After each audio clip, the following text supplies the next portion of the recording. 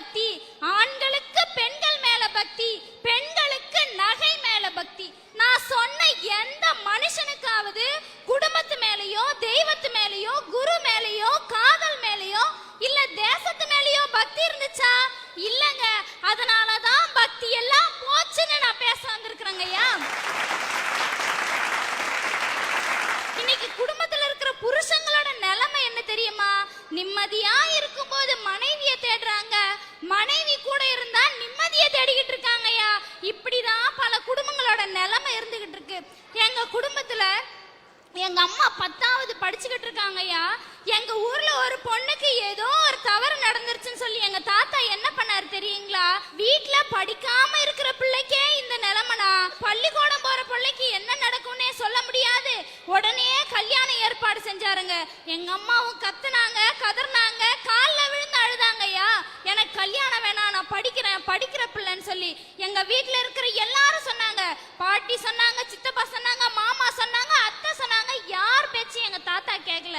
ஊர்ல இருக்கிறவங்க சொன்னதை கேட்டாங்களே தவிர வீட்டுல இருக்கிற எங்க குடும்பத்துல இருக்கிறவங்க சொன்ன பேச்ச கேட்டிருந்தாங்கன்னா எங்க அம்மா 16 வயசுல விதவியா இருக்க மாட்டாங்க. ஐயா, 15 வயசுல கல்யாணம் பண்ணி 16 வயசுல விதவியானதுன்னா அது எங்க அம்மா மட்டும்தாங்க.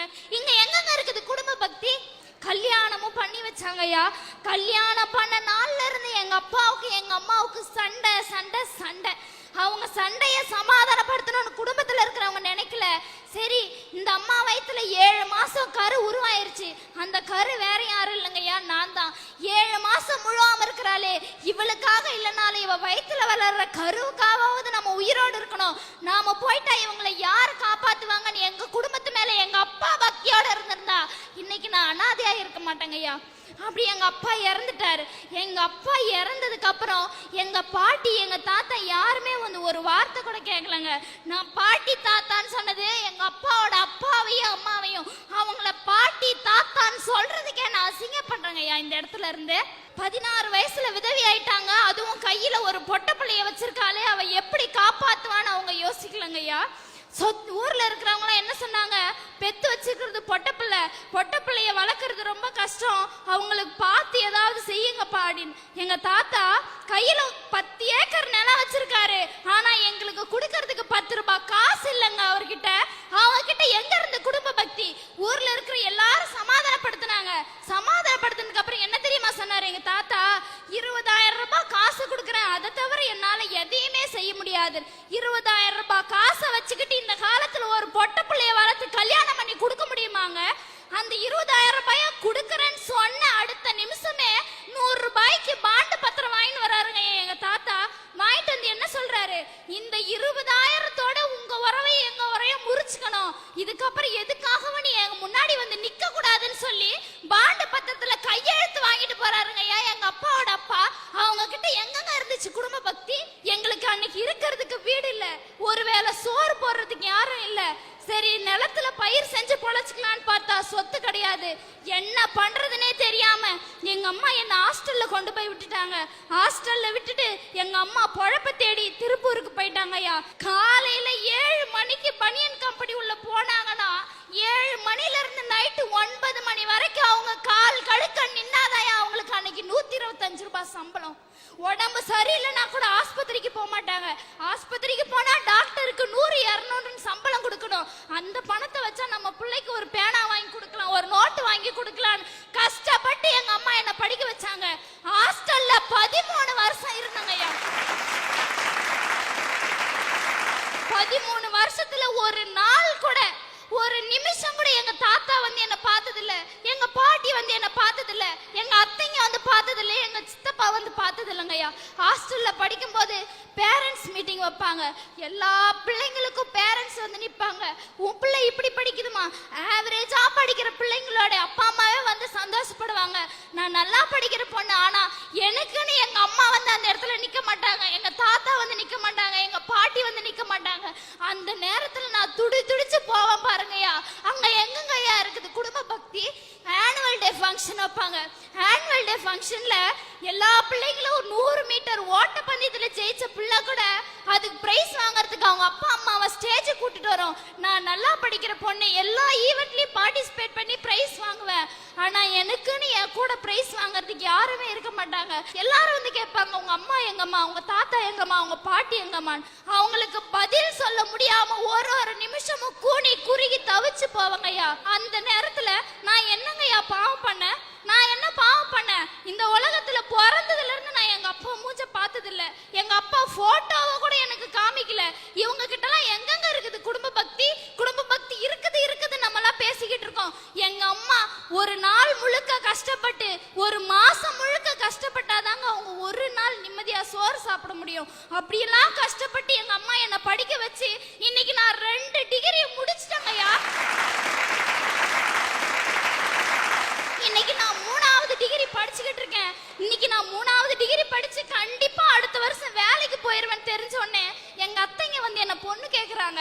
அவங்க பையனுங்களுக்கு கல்யாணம் முடிச்சு தர. அன்னைக்கு நடு ரோட்ல யாருமே இல்லாம அனாதையா நின்னப்ப, வாமா என் வீட்டுல வந்து ஒருவேளை சாப்பாடு சாப்பிடுன்னு சொல்றதுக்கு என் குடும்பத்துல இருக்கிறவங்க வரல, என் சொந்தக்காரங்க வரல. நான் படிச்சு டிகிரி வாங்கின உடனே அவங்க பையனுக்கு பொண்ணு கேட்க என் வீட்டு வாசல்ல வந்து நிக்கிறாங்க. இவங்க கிட்ட எங்கெங்க இருக்குது குடும்ப பக்தி? எங்க ஊர்ல இன்னைக்கு என்ன கூப்பிட்டு என்னம்மா சாப்பிட்டியான்னு கேட்கறதுக்கு யாரும் இல்ல. என்கிட்ட பாசம் காமிக்கிறதுக்கு யாரும் இல்ல. என்னம்மா அம்மா ஒரு இடத்துல நீ ஒரு இடத்துல கஷ்டப்படுறீங்களே, சாப்பாட்டுக்கு என்ன பண்றீங்க, காலேஜ் ஃபீஸ் என்ன பண்றீங்கன்னு கேட்கறதுக்கு எனக்கு நாதி இல்லாம நான் போயிட்டேனே. எனக்குன்னு ஒரு குடும்பம் இருந்தா நான் இப்படி இருந்திருப்பேனாங்க ஐயா. இங்க எங்க போச்சு குடும்ப பக்தி? இன்னைக்கு நம்ம நாட்டுல உறவுகளை நீடிச்சு வைக்கிறதுக்கு தேவைப்படுறது பணமா பாசமான்னு கேட்டீங்கன்னா சத்தியமா சொல்றேங்க ஐயா, பணம் தான். நம்ம கிட்ட பணம் இருந்துச்சுன்னா இந்த ஊர்ல இருக்கிற அத்தனை பேரையும் நம்ம சொந்தக்காரங்களா ஆக்கிக்கலாம். ஆனா நம்ம கிட்ட பணம் இல்லைன்னு சொன்னீங்கன்னா அந்த ஊர்லயே நாம மட்டும்தாங்க ஒதுங்கி வாழ வேண்டியதா இருக்கும். இவங்க கிட்ட எங்கெங்க இருக்குது குடும்ப பக்தி? எனக்கு தாத்தா இருக்கிறாங்க, பாட்டி இருக்கிறாங்க, சித்தப்பா இருக்கிறாங்க, அத்தை இருக்கிறாங்கன்றது எல்லாம் மத்தவங்க சொல்லிதான் நான் தெரிஞ்சுக்கிட்டேன். இத்தனை பேர் நமக்கு இருந்தோம், பாசகாமிக்க ஒரு மனுஷன் இல்லாம போயிட்டாரு நினைக்கும் போதுதாயா இந்த உலகத்துல நம்ம ஏன் பிறந்தன்னு கூட நினைக்க தோணுது. எங்க அம்மா தான் எனக்கு கடவுள். நான் நாளைக்கு வேலைக்கு போய் நான் எங்க அம்மாவை உட்கார வச்சு ஒரு வேலையாவது சோறு போடணும். என்ன மாதிரி ஒரு நிலைமை இந்த சமூகத்துல இருக்கிற எந்த பொண்ணுக்கும் வரக்கூடாதுன்னு இந்த மேடையில நீங்க நான் பேசிக்கிட்டு இருக்கேன்.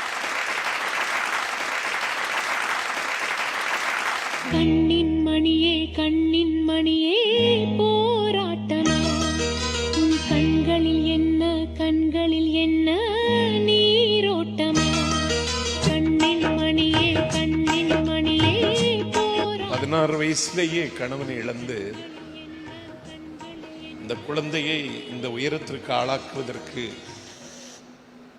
எங்கோ ஒரு இல்லத்தில் கொண்டு விட்டுவிட்டு திருப்பூர்ல 12 மணி நேரம் பாடுபட்டு இன்றைக்கு அவள் பிஎஸ்சி பிஎட் பட்டம் பெற்றிருக்கிறாள் திவ்யா.